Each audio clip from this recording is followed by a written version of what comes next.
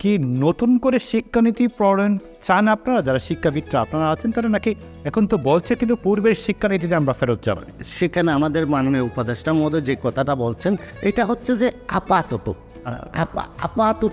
সংস্কারমূলক একটা কাজ। মূলত এই জিনিসটি বর্তমান শিক্ষানীতি যদি আমরা একটা বছরও আরও যদি শিক্ষা অর্জন করি, তাহলে একটা বছরের জন্য আমরা হয়তো 100 বছর পিছিয়ে।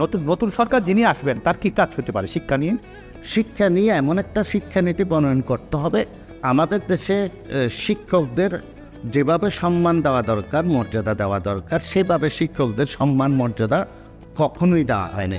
যে জাতি তার শিক্ষককে সম্মান দেবে না, মর্যাদা দেবে না এবং সর্বোচ্চ অবস্থানে পৌঁছাতে সুযোগ সৃষ্টি করবে না, সেই জাতিতে মেধাবীরা কখনো শিক্ষকতায় পেশায় আসবে না। যতদিন পর্যন্ত মেধাবীরা শিক্ষকতায় পেশায় না আসবে, ততদিন মেধাবী জাতি তৈরি করা যাবে না।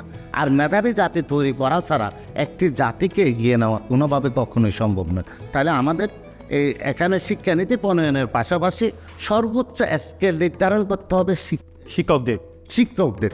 এটাকে 1 নম্বর প্রায়োরিটি দিতে হবে। তাহলে প্রত্যেকেই প্রথম চয়েস দেবে শিক্ষকতাকে। এবং সেদিনই যেটা আমরা ইউরোপ আমেরিকাতে দেখি, শিক্ষকদেরকে আলাদা বাসভবন দেওয়া হয়, তাদের গবেষণার জন্য একটা নীরব ব্যবস্থা করা হয় এবং তাদের যাতে তারা রিচার্জ করতে পারে। তাদের শিক্ষকের গাড়ি আসতেছে, তোমরা দাঁড়িয়ে সম্মান প্রদর্শন করো। যেখানে এভাবে শিক্ষকদেরকে মর্যাদা দেওয়া হয়, তারা তো তৈরি হবে, সেখানে সব ধরনের মেধাবী তৈরি হবে, কারণ শিক্ষকরা উৎসাহ উদ্দীপনার সাথে কাজ করবে। আর আমাদের এখানে বেতনের দাবিতে শিক্ষকদের রাস্তায় মিছিল করতে হয়, মিটিং করতে হয়, লাঠি পিঠা খেতে হয়।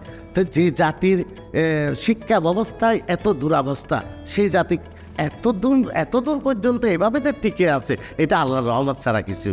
আসলে এই জাতি অনেক আগে ধ্বংস হওয়ার কথা।